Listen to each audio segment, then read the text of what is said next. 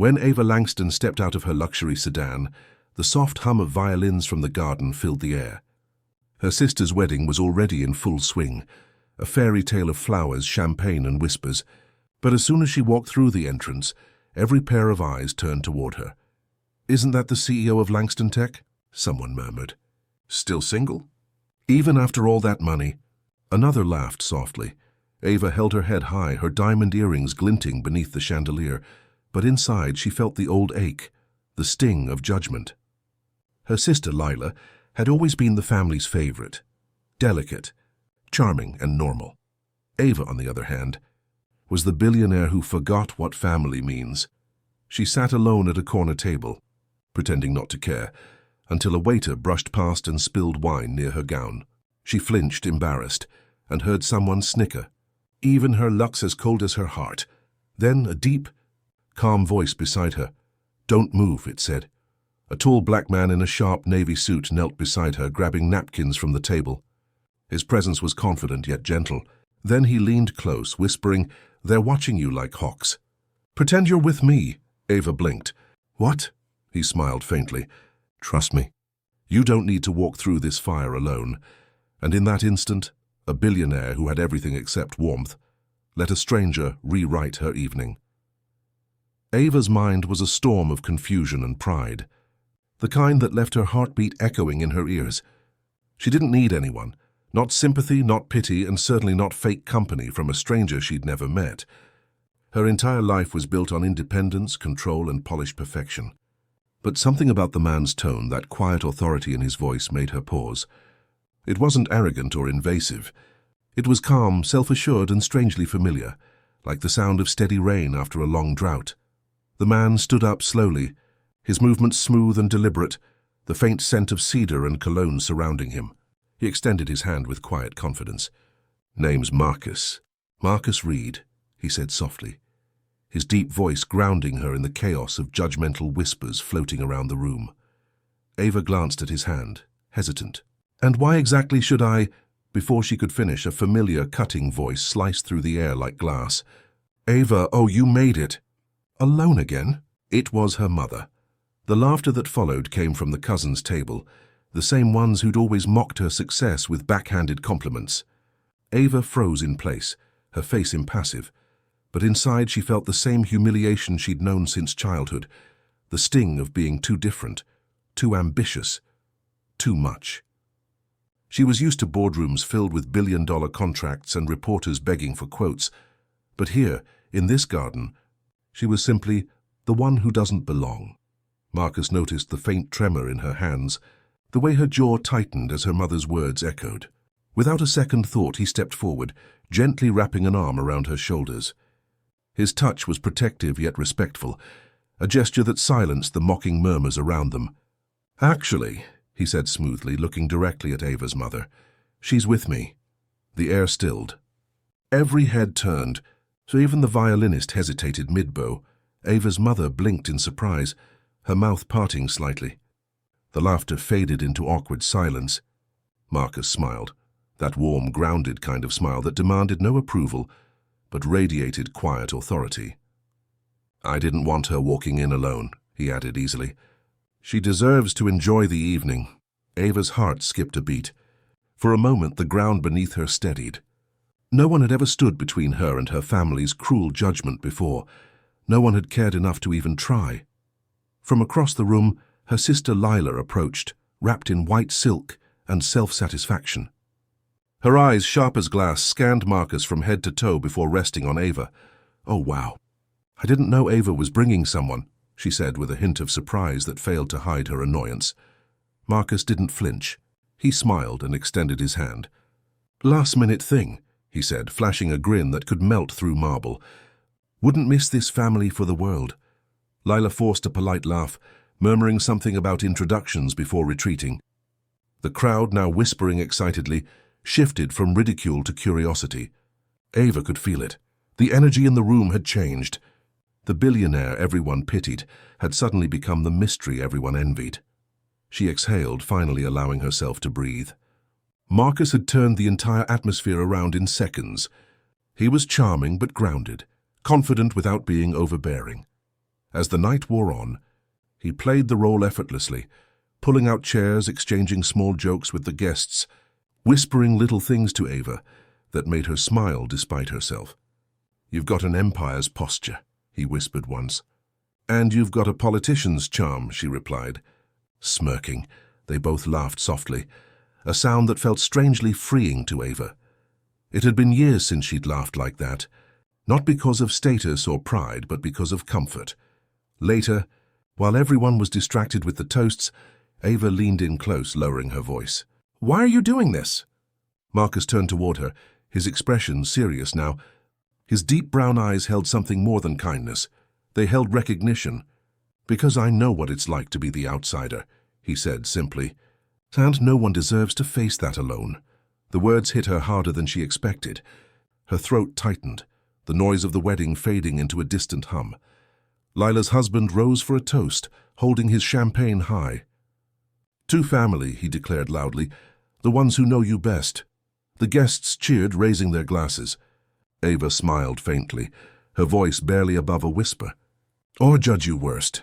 Marcus leaned in close, his voice low and firm, the warmth of conviction in every syllable. "Then maybe it's time they met the real you, not the version they gossip about." Ava looked at him, really looked at him. The man who had appeared out of nowhere, defending her with no motive, no gain, no expectation. And for the first time in years, she didn't feel like Langston Tech's CEO, or the estranged sister, or the misunderstood billionaire. She just felt human. And maybe, she thought, that was the beginning of something far more valuable than power, being seen for who she truly was. The night grew softer as the wedding lights glimmered like tiny stars strung across the garden. The violinist shifted to a slower tune, one that carried the faint ache of nostalgia. Ava sat quietly beside Marcus, her fingers tracing the rim of her glass as if searching for courage. Something about his presence, steady, unshakable, made her feel both safe and seen, but also curious. Who was this man who appeared out of nowhere and stood up for her without hesitation? The air between them felt heavier now, laced with unspoken truths. Marcus noticed her staring and gave a small smile, leaning back in his chair. "You're wondering who I am, aren't you?" he asked softly. Ava arched a brow, trying to sound composed. "Well, you did just rescue me from a family full of vipers. The least I can do is learn the name of my knight in shining armor." Marcus chuckled quietly, looking down at his drink. "Trust me, I'm no knight." His tone was gentle, but carried something, a shadow of pain. Ava leaned forward slightly. "You said something earlier," she reminded him. "You said you know what it's like to be the outsider. What did you mean by that?" Marcus's gaze drifted toward the dance floor, where couples swayed beneath fairy lights. He watched them in silence for a few moments before speaking. "When I was younger," he began, "I used to go with my mom to the houses she cleaned. She'd tell me to wait in the car so the families wouldn't see me. Said it was better that way, how it keeps things simple," she used to say. "I used to sit there watching kids my age play in backyards I could never step into." Ava blinked, her chest tightening. He spoke the words so matter-of-factly, but she could feel the years of weight behind them. "You don't forget moments like that," Marcus continued quietly. "They teach you the language of silence, how to make yourself small so others can feel big." Ava felt her throat tighten. "You don't seem small to me," she said softly. Marcus looked at her then, really looked at her, and smiled faintly. "Maybe that's because I stopped letting other people decide who I am." For a moment the garden faded, the laughter, the chatter, even the music. There was only the space between them, charged with understanding. Ava found herself lowering her guard, something she never did. "You make it sound easy," she whispered. "It's not," Marcus replied. "But neither is pretending to be someone you're not just to fit their version of enough." The words hit Ava like a mirror shattering. How many times had she pretended? Pretended that the isolation didn't bother her. Pretended that her billion-dollar success filled the void of family love. Pretended that she didn't hear the whispers about her being cold and too powerful to love. Marcus tilted his head slightly, reading her silence. "You know, you don't have to explain yourself to them," he said. "You built something extraordinary. They'll never admit it, but that scares them." Ava laughed softly, bitterly. "You sound like my therapist if I had one." He smiled. "You should. But I'm cheaper." For the first time that evening, Ava laughed freely. an unguarded, genuine sound that caught even her by surprise. She shook her head. "You really don't know what you've done tonight, Marcus. I came here ready to survive, not to feel human again." "Maybe surviving isn't enough," he said, his tone gentle yet resolute. "Maybe it's time to live again." Their eyes met, steady, unflinching, and full of something neither of them had expected. The connection was no longer just politeness or gratitude. It was something deeper, something fragile and alive. The DJ announced the next song. For all the couples who didn't plan to dance tonight, the guests cheered, some already dragging their partners to the floor. Ava tried to look away, but Marcus stood, offering his hand. "Let's give them something else to talk about," he said with a wink. Ava hesitated. "I don't dance." "Then just follow my lead." She placed her hand in his, the warmth of his skin grounding her. As they stepped onto the dance floor, the whispers returned, but this time they didn't sting. Every step she took beside Marcus felt like reclaiming a piece of herself she didn't know she'd lost. He leaned closer, his breath brushing her ear. "You're stronger than you think," he whispered. "But you've been standing alone so long you forgot how it feels to lean on someone." Her breath hitched. The words sank deep, peeling back the layers she'd built to survive in a world that mistook strength for solitude. For the first time in years, Ava allowed herself to feel, not as the billionaire CEO, not as the sister overshadowed by family gossip, but as a woman who had spent her life building walls that were finally beginning to crack. When the song ended, they didn't move apart immediately. The air between them was electric, tender, and filled with unspoken truths. Ava whispered, almost afraid to ask, "Marcus, who are you really?" He smiled faintly, eyes reflecting both mystery and sorrow. "Someone who knows your story better than you think," he said. "And someone who's been waiting a long time to meet you again." Before Ava could speak, a voice from behind interrupted, her mother's. "Ava, dear," she said sharply, "can we talk in private?" The warmth of the moment vanished like smoke. Marcus's expression changed, serious, protective. "Go," he said softly. "I'll be right here when you're ready." Ava nodded, her heart pounding as she followed her mother into the shadows of the garden. But her mind lingered on Marcus's words, the whisper that changed everything. The laughter and music from the reception faded as Ava followed her mother down a narrow stone path lined with lanterns. The air had cooled. The scent of jasmine mingled with the sharp chill of night. Her mother's heels clicked rhythmically against the stones, sharp, deliberate, and impatient. Ava could tell this wasn't just a friendly chat. It was a confrontation brewing. They stopped near the edge of the garden, beneath a sprawling oak that had seen decades of family gatherings. Her mother turned suddenly, her diamond earrings catching the glow of the lantern light. Her expression was tight, too tight. "Ava, what on earth do you think you're doing?" Her mother snapped. Ava folded her arms, her voice calm but edged with weariness. "Enjoying a wedding last I checked, though I can't say it's been particularly welcoming." "You're making a spectacle of yourself," her mother hissed. "Showing up with some man no one knows, parading him around as if—" "As if what?" Ava interrupted sharply. "As if I'm finally allowed to have someone on my side." Her mother flinched, her lips pressing into a thin line. For a long moment, neither spoke. The tension between them felt like static in the air. Finally, her mother's voice softened, barely. "You don't understand, Ava. This family has a reputation to protect. You've already distanced yourself enough with your business empire and your independence. Bringing that man here—" "That man?" Ava's tone hardened. "You mean Marcus?" "Whatever his name is," her mother said coldly. "You don't know who he is or where he came from." Ava took a step closer. "Maybe I don't," she said, her voice steady.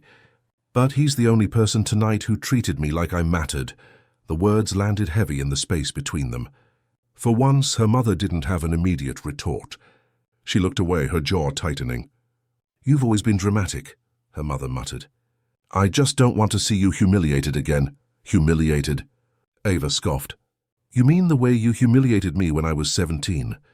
When you told Lila's friends I'd never find a man strong enough to handle my ambition?"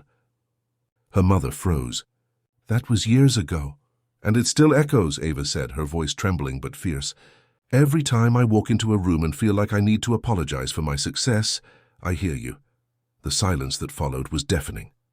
Somewhere in the distance, fireworks began to pop in celebration, their reflection dancing across the lake. Her mother turned slightly, her tone brittle. "You've always misunderstood me, Ava. Everything I've ever done, every harsh word was to protect you." Ava's laugh was low and bitter. "Protect me? From what, love? Kindness? People who don't fit your perfect image of what's acceptable." Her mother's lips parted, but before she could respond, Ava continued, her voice breaking now. "Do you even know who Marcus is? Or did you judge him the second you saw his skin tone?" The question hung in the air like a blade. Her mother looked startled, caught between offense and shame. "I didn't say—" "You didn't have to," Ava cut in. "Your face said it for you." Her mother stepped back, visibly shaken. The harshness in her eyes dimmed, replaced by something Ava hadn't seen in years: regret. For a moment her voice softened, trembling with something raw. "Ava, there's something I need to tell you about him." Ava blinked. "What do you mean?" Her mother hesitated, eyes glistening under the lantern light. "That man, Marcus, he isn't a stranger." "Not entirely." Ava's pulse quickened. "What are you talking about?"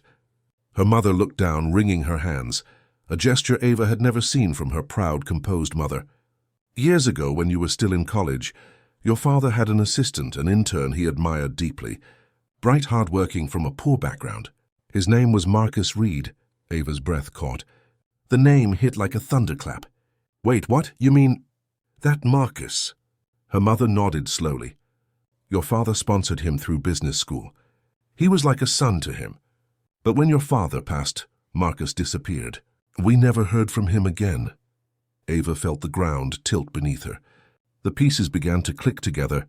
His calm confidence, his familiarity, the way he seemed to see through her facade. "He knew my father," she whispered. "Very well," her mother said softly. "Your father believed Marcus had potential to change the world. He used to say, 'That young man will make the kind of impact I always dreamed of.'" Ava's eyes filled with tears she didn't expect. For a moment her anger melted into disbelief and sorrow. She had spent so many years feeling alone, disconnected from her family's warmth, and now a stranger, no, Marcus, had been a silent link to her father all along. Her mother took a small step closer. "Maybe he came tonight for a reason," she whispered. "Maybe not just to help you, but to remind you of who you were before the walls." Ava couldn't speak. Her heart ached with a strange blend of grief and revelation. She turned away, staring at the shimmering reflections of the lights on the lake. "You always said I built my empire on ambition," she murmured. "But maybe I built it on loneliness." Her mother didn't respond. For once she seemed to have no defense, no lecture, no critique. Just quiet understanding. When Ava finally turned back toward the reception, her mother touched her arm gently. "Ava," she said softly, "if he's truly Marcus Reed, don't let him disappear again." Ava nodded slowly, her voice barely above a whisper. "I won't." As she walked back toward the glowing garden, her heart raced. Marcus wasn't just the stranger in the navy suit. He was the echo of her father's faith, the embodiment of everything she'd once believed in. And now, she had to find out why fate had brought him back, tonight of all nights. The music drifted like a whisper of memory across the ballroom. A slow, soulful tune filled the air, something soft and nostalgic that made Ava's chest ache. She stood near the corner of the dance floor, watching the guests sway under the dim chandeliers, their laughter mingling with the melody. Her fingers tightened around her glass of champagne, eyes locked on Marcus across the room. He looked calm, too calm. That same navy suit fit him perfectly, but beneath the surface Ava sensed a storm. Something in the way his jaw clenched when their eyes met. Something in the way he looked away first. When the band began playing What a Wonderful World, Ava took a deep breath and moved through the crowd. Her heels clicked against the marble floor, echoing louder with each step. Marcus turned slightly, already knowing she was coming. "Are you going to tell me the truth now?" she asked quietly, her voice cutting through the hum of conversation. Marcus looked down at her, eyes deep and unreadable. "Truth about what?" "Don't do that," she snapped, her control slipping for the first time that evening. "You show up after 5 years. You say you're saving me from embarrassment. You act like you care, and then every time I ask who you really are or why you're here, you dodge it." He sighed, his shoulders tensing. Ava, no, she interrupted. I deserve an answer. If this is all some twisted charity moment, just say it. I've had enough of people doing things for me instead of with me. Marcus's eyes softened. Then it's not charity, he said, barely above a whisper. It's guilt. Ava froze. The room spun for a heartbeat. Guilt? She repeated. Marcus looked away, his gaze drifting toward the stage where the band played. You probably don't remember, but 6 years ago at that networking event in Chicago, you were there representing your company. I was a logistics contractor back then, small time, hustling for a chance to meet investors. She frowned, trying to recall. You stood up for me, he continued. When one of the executives made that joke about how people like me don't look like CEOs, you called him out and in front of everyone. You embarrassed him, and he made sure my proposal was buried the next day. I lost everything. Ava's mouth fell open.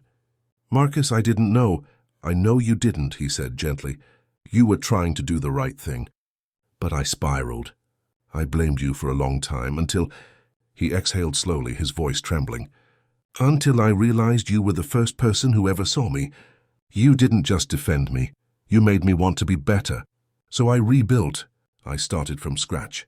I built my own company, brick by brick. And when I heard your name again, when I saw what people said about you, that you were cold, ruthless, alone, I couldn't stand by. Ava felt her throat tighten. So you came here tonight to return the favor, Marcus said softly, to stand beside you when everyone else whispered. For a moment, Ava couldn't speak. The music swelled around them, the brass section blooming like sunlight through clouds. You should have told me sooner, she said finally, her voice shaking. I didn't want to make you feel indebted, Marcus replied.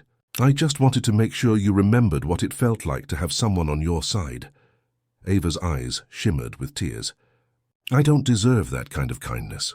Marcus smiled sadly. Neither did I back then. But you gave it anyway. The air between them grew thick with emotion, years of unspoken regret, gratitude, and something fragile beginning to bloom again. I used to believe strength meant never needing anyone, Ava said softly. But tonight, when you asked me to pretend, I didn't realize how much I needed it to be real. Marcus stepped closer, his voice low. It can be, Ava, if you let it.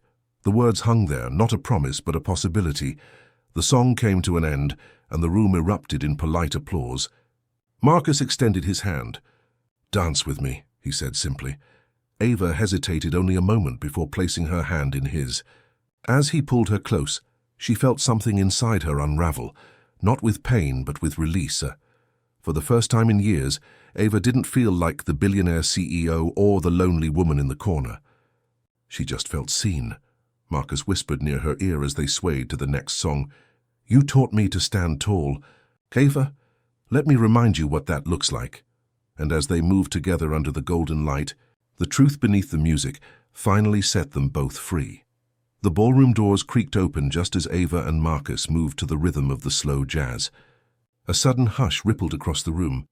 Conversations faltered, laughter softened, and the familiar tension that always preceded drama filled the air. Ava didn't have to turn around to know who had just entered. She could feel it, that cold, sharp shift of energy that had haunted her family gatherings for years. It was her ex-fiancé, Daniel Kingsley. He walked in like he owned the place, tall, blonde designer suit perfectly tailored, his confidence bordering on arrogance. His arm was draped casually around a woman Ava recognized from the tabloids, Cassandra Vale, a socialite known for attaching herself to money and scandal alike. Daniel's smirk widened when he spotted Ava on the dance floor, swaying in Marcus's arms. Well, if it isn't the Queen of Steel herself, he drawled loud enough for nearby guests to hear. Ava froze. Her pulse quickened, but Marcus's grip on her hand steadied her. He leaned closer, his voice low. Don't let him see he can still shake you. She swallowed hard and straightened her spine. He doesn't, she whispered back. Daniel approached, his every step deliberate. Ava Bennett, he said with mock surprise. Didn't expect to see you dancing tonight. Last I checked, you avoided anything involving warmth or emotion. The guests exchanged uneasy glances. Marcus didn't move, but his presence was suddenly electric, protective, grounded. And you must be... Daniel turned his gaze on Marcus, eyes narrowing slightly. The stand-in? Marcus smiled politely. The man who has no interest in your opinion. Laughter broke out among a few nearby guests, but Daniel's smirk faltered for the briefest second. Ava could see the flicker of irritation cross his face, the same expression he used to wear whenever someone dared to challenge him. "Careful," Daniel said, voice tight. "You don't know who you're talking to." "Oh, I do," Marcus replied calmly. A man who mistook arrogance for status and manipulation for love. The tension cracked like thunder. Cassandra tried to tug Daniel's arm, whispering something, but he brushed her off.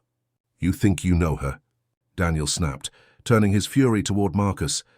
"You have no idea who she is, Mo, or what she's capable of." Ava stepped forward, her voice steady and clear. "I know exactly who I am, Daniel. I'm the woman you underestimated." A murmur rippled through the crowd. Cameras discreetly lifted. Everyone knew there was history here, Daniel scoffed. "Underestimated, please. You're a control freak with a trust fund and no one to come home to. That's not power, Ava. That's loneliness." The word stung, sharper than she wanted to admit. But before she could speak, Marcus took a step closer, placing himself slightly between them.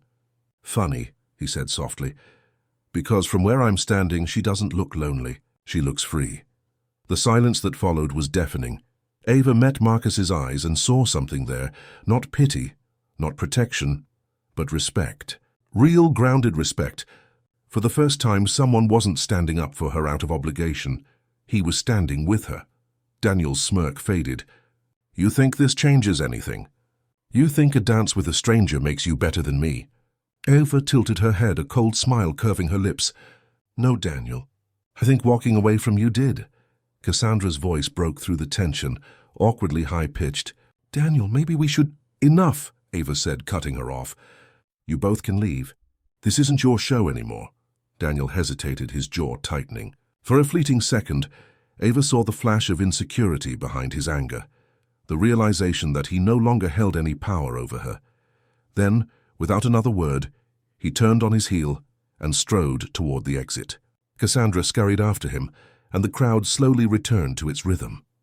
The band, sensing the tension had broken, shifted into a light, upbeat tune. Marcus turned to Ava, his voice soft. "You okay?" Ava exhaled shakily. "I don't know," she admitted. "But for the first time in years, I don't feel small." He smiled. "That's because you never were." They stood there in silence for a moment, the echoes of confrontation fading into the music. Ava looked around at her family, her sister laughing near the cake, her mother smiling for the first time in years, and realized something profound. The power she had spent her life protecting wasn't built from money or control. It was built from moments like this, from truth, courage, and the people who showed up when she needed them most. Marcus reached for her hand again. "Come on," he said gently. "Let's give them something better to talk about." She let him lead her back to the dance floor. The lights dimmed, the crowd parted slightly, and as they danced again, it felt like something inside her had been rewritten, as if every scar, every wound, had been turned into strength. As the song reached its final note, Ava leaned close and whispered, "Thank you for being here tonight." Marcus looked into her eyes, his voice warm and sincere. "You've always deserved to be seen. Ava, I just made sure they finally did." And in that moment, surrounded by light music and the faint hum of forgiveness, Ava realized she wasn't just reclaiming her dignity. She was rediscovering her heart. The night had thinned into a soft shimmer of stars. The music slowed, and guests began to drift outside, their laughter trailing into the cool air. The chaos of the evening, the confrontation, the whispers, the emotions, had settled into something gentle and reflective. Ava stood on the terrace looking over the moonlit garden, the glow from the string lights dancing across her skin. For the first time in years, she felt still. Marcus joined her quietly, hands in his pockets. The calm confidence he carried had softened into something vulnerable now, something deeply human. He looked at her as if trying to memorize the moment. "You know," he said, breaking the silence, "I didn't plan to tell you everything tonight. I just wanted to make sure you smiled again." Ava turned, a soft laugh escaping her. "Well, you did more than that. You managed to make me cry too." He smiled faintly. "Then I guess I did my job." A breeze brushed past them, carrying the faint scent of roses from the garden below. The world seemed quieter here, away from the ballroom, as if the earth itself was giving them space to breathe. Ava looked down at her hands. "When Daniel left, I thought I'd feel broken again," she confessed. "But instead I felt relieved, like I finally closed a chapter that's been haunting me." Marcus nodded. "That's what healing feels like. It's not always dramatic. Sometimes it's just silence where pain used to be." She met his gaze and smiled softly. "You sound like someone who's been through a few storms," he chuckled. "Maybe, but I think we both know what it's like to fight battles no one else sees." Ava tilted her head, studying him. "You know what's strange? I built an empire out of control. Every decision, every partnership, every move perfectly calculated. But when I saw you tonight, everything I'd built suddenly felt irrelevant because for once I wasn't performing." Marcus stepped closer. "You don't have to perform with me, Ava. Not ever." Her breath hitched slightly, the sincerity in his tone wrapping around her heart like a promise. "You say that like you plan on being around long enough to see me without the armor." He smiled, that quiet, steady smile that had started to feel like home. "I don't plan on going anywhere." For a long moment they simply stood there, the night holding them in its quiet embrace. The music inside shifted again, this time a piano version of At Last. Ava glanced toward the open doors, where couples had begun to dance under the fading chandeliers. Marcus extended his hand. "One last dance." Ava hesitated, not out of fear but out of something far more fragile. Hope. Then, with a soft smile, she placed her hand in his. They moved slowly, swaying under the moonlight as if the world had narrowed to just the two of them. Every movement was unhurried, deliberate, a silent language between two people who had learned the hard way how to build walls and were finally learning to take them down. "I used to think love was weakness," Ava murmured. "That it distracted you, made you vulnerable. But now?" Marcus asked gently. "Now I think love is what gives you the strength to stop pretending." He smiled, brushing a stray curl from her cheek. "Then you're stronger than you've ever been." A tear slipped down her face, not from sadness but from the overwhelming relief of finally feeling something real. She leaned her forehead against his chest, listening to the steady rhythm of his heartbeat. "Do you ever think about how strange it is?" she whispered. "How two people can walk through years of pain and still end up right where they were always meant to be." Marcus's voice was low, thoughtful. "Maybe that's what the heart remembers. Not the pain, not the losses, but the path that leads us back to ourselves." Ava smiled against his chest. "Then I'm glad my heart remembered you." The music faded and the night slipped into silence. When they finally pulled apart, Ava looked around the terrace, at the lights, the laughter drifting from inside. The echo of a night that had changed everything. Marcus reached for her hand again, his touch gentle but certain. "So what happens after tonight, Miss Bennett?" Ava looked at him with quiet confidence, the kind she hadn't felt in years. "After tonight, I stop running from who I am. And maybe," she said with a soft grin, "I let someone walk beside me for a change." He laughed softly. "I'd like that." "Good," she replied, "because I'm not pretending anymore." As they stood beneath the stars, surrounded by the fading hum of the celebration, Ava realized that her story, the one filled with scars, strength and second chances, was far from over. It was just beginning. For years she had worn her success like armor. Tonight she learned that the strongest thing she could ever do was to let herself be seen, not as a billionaire, not as a CEO, but simply as Ava Bennett. And as Marcus's hand brushed against hers again, she knew one thing with absolute certainty. Sometimes, the heart doesn't forget the people who make it beat again.